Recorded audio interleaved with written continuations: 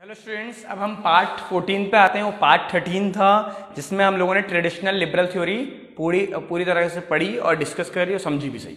अब second theory आती है प्लूरलिस्ट थ्योरी। सेकंड थ्योरी का नाम क्या है? Pluralist theory. PLURALIST pluralist, THEORY pluralist theory. देखिए, इसके दो मानने वाले हैं, दो स्कॉलर्स हैं जिसने इसको डिफाइन किया, ढंग से समझाया लोगों को, और इसके सपोर्टर्स भी कहे जा सकते हैं। Ernest Baker, Herbert Lasky, ERNEST BAKER HERBERTLASKY। Ernest Baker, Herbert Lasky, ये लोग वो थे जो इस थ्योरी को इसको अपनाया, उन लोगों ने स्कॉलर माने जाते हैं। देखिए, प्लूरलिस्ट थ्योरी क्या है? आप लोग बचपन में पढ़ते होंगे प्लूरल, सिंगुलर एंड प्लूरल पढ़ा है बचपन में। सिंगुलर क्या होते हैं? जो एक होते हैं। प्लूरल जो एक से अधिक होते हैं।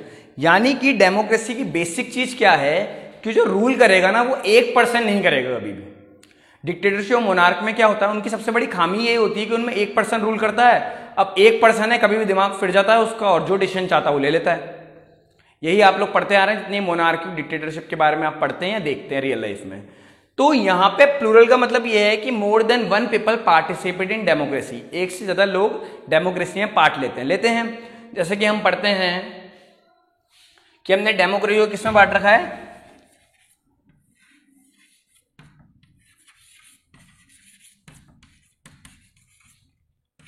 लेजिस्लेटिव,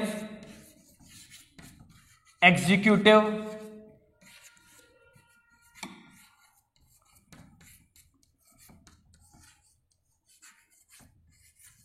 होपफुली आपको ये दिख रहा होगा। लेजिस्लेटिव, एग्जीक्यूटिव एंड जुडिशरी, हमने इसको डेमोक्रेसी को इन चीजों में बांट रखा है। अब बात क्या है कि क्योंकि हमने डेमोक्रेसी को बोला कि प्लूरलिस्ट है। डेमोक्रेसी क्या है?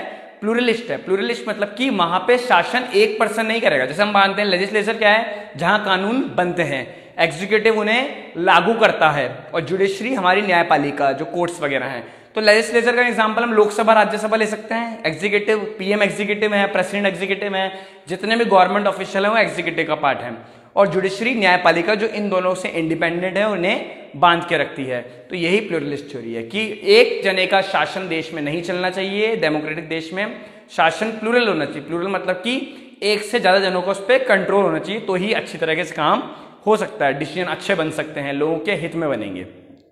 इसमें आप लोग लिखेंगे the basis of the pluralist concept, the basis of the pluralist theory and concept of democracy is the basis of the pluralist theory and concept of democracy is the pluralist ideology which believes in federal form of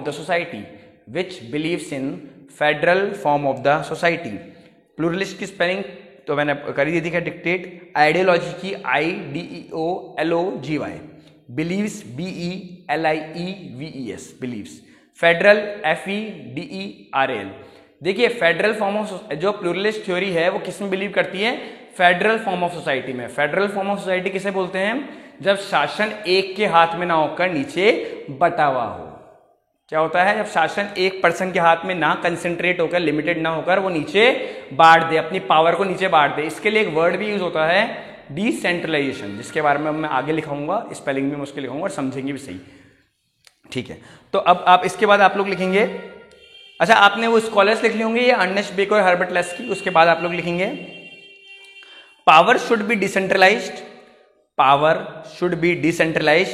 and not to be limited to a single person. Power should be decentralised and not to be limited to a single person. ये line मैंने अपने आप जोड़ी है, इसमें नहीं है book में, तो आप लोग जरूर नोट डाउन कर लें। Power should be decentralised and not to be limited to a single person. पहले डिसेंट्रलाइज्ड की स्पेलिंग DECENTRALISED और लिमिटेड LIMITED। देखिए, मतलब क्या है? पावर शुड बी डिसेंट्रलाइज्ड कि पावर को बांटना पड़ेगा। फॉर एग्जांपल, हमारे देश में PM है। देखिए, मैं एक बात आपको चीज समझाऊं, डेमोक्रेसी को सबसे ज्यादा चोट पता है कब पहुंचेगी? जब डिसीजन सिर्फ 1% लेगा। यानी कि हम अभी अखबार में आता भी है, कई जने जो क्रिटिसाइज करते हैं PM मोदी को, वो कहते हैं कि डिसीजन सारे पीएम ऑफिस से लिए जा रहे हैं, सिर्फ पीएम जो ऑफिस जो फाइनल कर दे वो फाइनल है, फिर सब उसमें मान लेते हैं, सब उसकी बात मानेंगे। तो ये चीज नहीं होनी चाहिए। डिसीजन क्या होने चाहिए, सबकी सहमति से बनने चाहिए। लेजिस्लेचर में कानून पास होना चाहिए, एग्जीक्यूटिव उसे लागू करेगा और जुडिशरी ये देखेगी कि कानून को ढंग से लागू किया जा रहा है या नहीं किया जा रहा, कोई भ्रष्टाचार, कोई चोरी, कोई ऐसा तो नहीं हो रहा बीच में, और अगर हो रहा होगा तो जुडिशरी उसे सजा देगी, कोर्ट में लाएगी और फिर सजा देने का भी प्रावधान उसमें है। तो यही बात ये है कि पीएम होगा ऊपर या प्रेसिडेंट, जो भी मेन पोस्ट मानी जाएगी, उसके बाद वो पावर को नीचे बांट देगा, है ना। ये 3 में तो बांटेगा ही, और भी प्राइवेट ऑर्गेनाइजेशन होंगी, गवर्नमेंट के ऑफिसर्स होंगे। जैसे फॉर एग्जाम्पल आप लोग देखिए ना, पीएम होता है, वो पावर नीचे आईएएस ऑफिसर्स में बांटता है। आईएएस ऑफिसर मतलब कलेक्टर वगैरह, एसपी वगैरह। अब वो पावर नीचे, मान लिया एसपी में बांटी, तो एसपी नीचे पावर इंस्पेक्टर्स में बांटता है, इंस्पेक्टर सब इंस्पेक्टर में बांटता है, sub inspector head constable, head constable constable, constable का सिपाही। यानी कि क्या चला आ रहा है, एक हायरार्की चली आ रही है कि पावर ऊपर से बढ़ते हुए नीचे तक पहुंचती है। इसे डिसेंट्रलाइजेशन ऑफ पावर बोलते हैं। क्या बोलते हैं, डिसेंट्रलाइजेशन ऑफ पावर। भाई डिसेंट्रलाइजेशन का अपोजिट क्या होता है, सेंट्रलाइज्ड पावर मेरे पास रख लेना कि मैं ही राजा हूं, मैं ही हर डिसीजन लूंगा। और डिसेंट्रलाइजेशन उसका उल्टा होता है, जब पावर नीचे के तबकों में, नीचे के लोगों में बांट दो, वो डिसेंट्रलाइजेशन कहलाता है। तो ये चीज थी आपकी प्लूरलिस्ट थ्योरी में, होपफुली आप लोगों ने नोट किया होगा।